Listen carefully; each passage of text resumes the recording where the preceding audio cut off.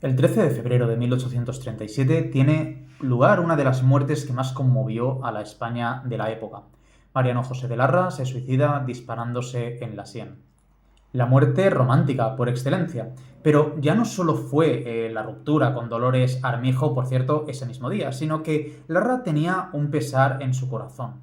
El fracaso del liberalismo, la corrupción institucional, la censura, los gobiernos mediocres, la agónica y absurda burocracia, recordamos que España estaba saliendo ya también de una crisis con la muerte de uno de los peores reyes que ha tenido nuestra patria, que es Fernando VII. Todo ello le sumió en una profunda crisis, ya no solo emocional, sino intelectual y existencial.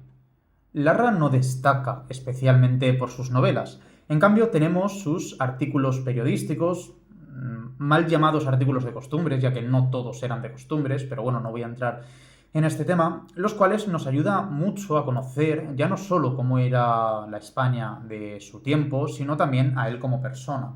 Pues bueno, tengo aquí las obras completas de sus artículos. Voy a leer, nada, un pequeño fragmento de alguno de ellos.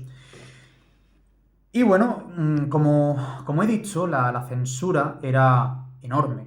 Por eso utilizó una herramienta literaria estupenda cuando no te dejan decir la verdad, que es la ironía. Para entender a Larra hay que adoptar entonces esta postura irónica, hay que leerlo sabiendo que él es irónico, que él es sarcástico, que por cierto es algo que a mí me cuesta a veces mucho hacer este ejercicio de leerlo siempre bajo ese prisma de ironía.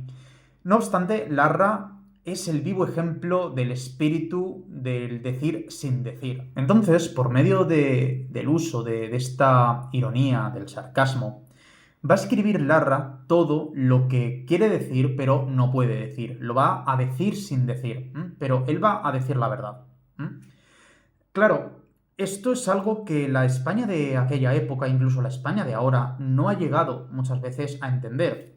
Algo que, por cierto, a Larra también le pesaba, porque leían todos sus artículos con una carcajada, pero Larra no pretendía hacer reír. Es decir, Larra no era el bufón de la España, no era un cómico. Larra era uno de los románticos españoles más críticos de toda su época. Y él justamente quería con esa ironía, digamos, como traspasar las puertas de la censura, bordearla de algún modo para poder decir lo que se debía decir, pero decirlo sin decir. Entendemos este juego de palabras. Antes de leeros algunos fragmentos que considero oportunos de sus artículos, os quiero leer la carta que está en El Español, el diario El Español, que bueno, pues ahí está recopilada en la edición de Juan Luis Alborg, Historia de la Literatura Española, que por cierto, como veis también, pues en el tomo del romanticismo está en portada Larra. Pues Alborg reconoce, se da cuenta de un error de Azorín justamente al leer la carta del Español. Azorín, en su libro Rivas y Larra, asegura que El Español le dedicó tan solo 14 líneas anónimas, pero Sánchez Esteban ha puesto en claro que Azorín no volvió la página del periódico donde proseguía el artículo firmado por Roca de Togores. Para deshacer este error, Sánchez Esteban reproduce el artículo completo en los apéndices de su libro. Justamente está hasta la ironía post-mortem. Algo tan simple como darle la vuelta a un simple papel de periódico, pues Azorín se ve que no lo hizo, y está el mito, la falsedad de que la muerte de Larra no tuvo eco en los periódicos y por tanto no tuvo eco en la España de su tiempo. Mirad si tuvo eco, que fue el primer, si no tengo mal este dato, fue el primer español que se suicidó y fue enterrado en un cementerio. Hay que recordar que la Iglesia, sobre todo en aquella época, era bastante estricta con todas estas normas y un suicida iba en contra del dogma de la Iglesia y entonces no podía ser enterrado en sagrado. Larra fue el primer español en ser enterrado en un cementerio, si no recuerdo mal al norte. Pero bueno, esto es otra historia. Os voy a leer las primeras 14 líneas que Azorín leyó con seguridad y luego algunos fragmentos que pues parece que Azorín pasó desapercibido. Anteanoche ha tenido fin la existencia de otro amigo nuestro, colaborador también de este periódico, don Mariano José de Larra. Quizá no haya persona de las que pertenecen a la España Ilustrada que no conozca este nombre. Quizá no haya uno que conociera bien al sujeto que lo llevaba. Fígaro, al que también se conocía a Mariano José de Larra, se le conocía también por este nombre. Fígaro, el escritor que hacía asomar la risa a los labios de todos, el que se burlaba de cuanto el mundo admira y aplaude, no reía. Fígaro tenía un talento demasiado claro, un alma demasiado noble para no llorar y lloraba de continuo, y cada uno de esos artículos que el público lee con carcajadas eran otros tantos gemidos de desesperación que lanzaba a una sociedad corrompida y estúpida que no sabía comprenderle.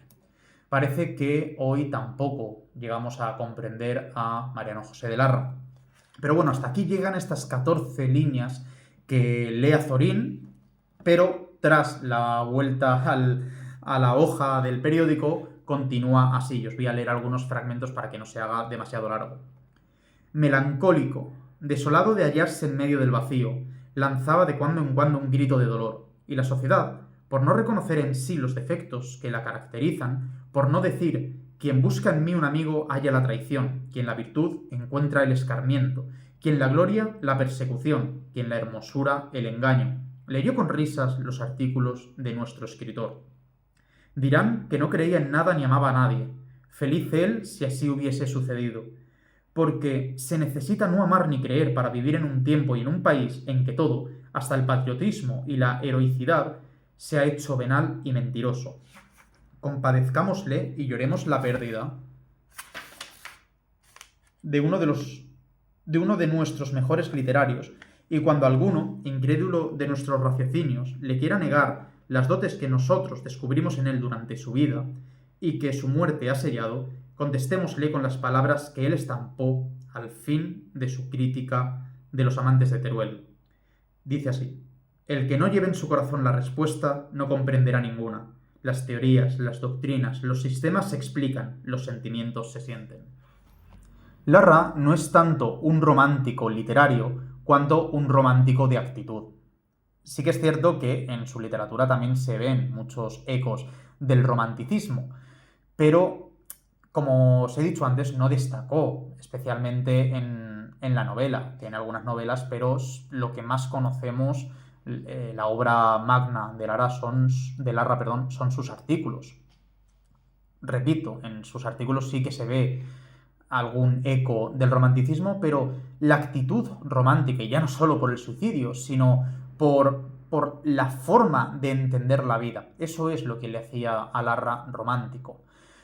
Aquí me viene a la cabeza la bonita distinción que hace Rüdiger Safransky en su obra Romanticismo, una odisea del espíritu alemán, entre el romanticismo como época y lo romántico como actitud ante la vida. Si bien Safransky se refería al romanticismo alemán, vemos que esto se puede extrapolar perfectamente a cualquier tipo de romanticismo. Y aún teniendo en cuenta que el romanticismo español fue sumamente tardío, estamos hablando que el romanticismo español sí que es cierto que ya bebía en el Siglo de Oro, ya empezaban algunos tintes románticos, no voy a entrar en todo esto, pero el romanticismo español empieza a coger fuerza en el 1830 y pico, ya bien entrado el siglo XIX. Estamos hablando que el romanticismo alemán, el del Círculo de Viena, estamos moviéndonos en una etapa de 1790 y 1800 y muy poco. Es decir, finales del 700, principios del 800. Los hermanos Schlegel, Herder, Schelling, todos estos románticos alemanes están en esa época. No obstante, ese espíritu del romanticismo, esa actitud, sí que la vemos reflejada en muchos autores de diferentes países. Y por cierto, los alemanes tuvieron una gran afición, sobre todo los hermanos Schlegel, tuvieron una gran afición a la literatura española del Siglo de Oro, a Quevedo, a Calderón. fueron muy estudiosos de nuestra literatura. Pues ahora quiero leer un pequeño artículo, bueno, algún fragmento, de un artículo que se llama El Día de Difuntos de 1836. Larra lo escribe justamente este día cuando mira por la calle y ve una procesión que están yendo a todos al cementerio. En este artículo, Larra ya no es tan irónico, sino que es más directo. Y vemos también un poco esa evolución de ser más irónico al principio y ya decir lo que realmente pensaba, de una forma directa. También vemos que es en 1836, un año después apenas se suicida. Así que vemos ya también este pesar en el corazón, en la mente del autor. Pues un fragmento dice así: Necios, decía a los transeúntes, ¿os movéis para ver muertos? ¿No tenéis espejos por ventura? ¿Ha acabado también Gómez con el azogue de Madrid? Miraos, insensatos, a vosotros mismos, y en vuestra frente veréis vuestro propio epitafio. ¿Vais a ver a vuestros padres y a vuestros abuelos cuando vosotros sois los muertos? Ellos viven porque ellos tienen paz, ellos tienen libertad, la única sobre la tierra, la que da la muerte. Ellos no pagan contribuciones que no tienen, ellos no serán alistados ni movilizados, ellos no son presos ni denunciados, ellos, en fin, no gimen bajo la jurisdicción del celador del cuartel. Ellos son los únicos que gozan de la libertad de imprenta, porque ellos hablan al mundo. Hablan en voz bien alta y que ningún jurado se atrevería a encausar y a condenar. Ellos, en fin, no reconocen más que una ley, la imperiosa ley de la naturaleza que allí los puso, y esa la obedecen. Sin duda se pone los pelos de punta. Está enlazando la muerte con la libertad y la vida con la cárcel. Los muertos son los que verdaderamente están vivos y los vivos están muertos en vida. Justamente esto es lo que traigo o expongo en mi tesis doctoral. Que bueno, para los que no lo sepáis, estáis viendo este vídeo y no sepáis mi trayectoria, estoy haciendo una tesis doctoral sobre las configuraciones simbólicas e históricas de la muerte y cómo eso ha cristalizado en la literatura del romanticismo español, cómo eso además lo podemos obtener hoy para ya no solo hacer una crítica a la sociedad como justamente lo está haciendo Larra, sino también enfrentarnos a ese fenómeno de la muerte. Pero bueno, os voy a seguir leyendo otro pequeño fragmento. Vale. ¿Cómo acaba este artículo? Y aquí se ve pues la melancolía y el pesar de Larra. Una nube sombría lo envolvió todo. Era la noche. El frío de la noche helaba mis venas. Quise salir violentamente del horrible cementerio. Quise refugiarme en mi propio corazón, lleno no a mucho de vida, de ilusiones, de deseos. ¡Santo cielo! ¿También otro cementerio? Mi corazón no es más que otro sepulcro. ¿Qué dice? Leamos. ¿Quién ha muerto en él? Espantoso el letrero. Aquí yace la esperanza. Silencio, silencio. Sin duda no hay que ser muy hábil para captar la intención que tiene aquí Larra. Hay una gran desesperanza en él. Pero esto ya viene tiempo germinándose, ¿no? Ya digo que el suicidio no fue no solo fue por la ruptura amorosa justamente ese mismo día, sino que Larra ya estaba arrastrando una vida que estaba muerto en vida. La censura, el tener que adaptarse a los medios para poder decir la verdad. Todo eso es lo que le pesaba y todo eso es lo que quería criticar, pero yo creo que sobre todo lo que más le pesaba es que la gente no le entendía.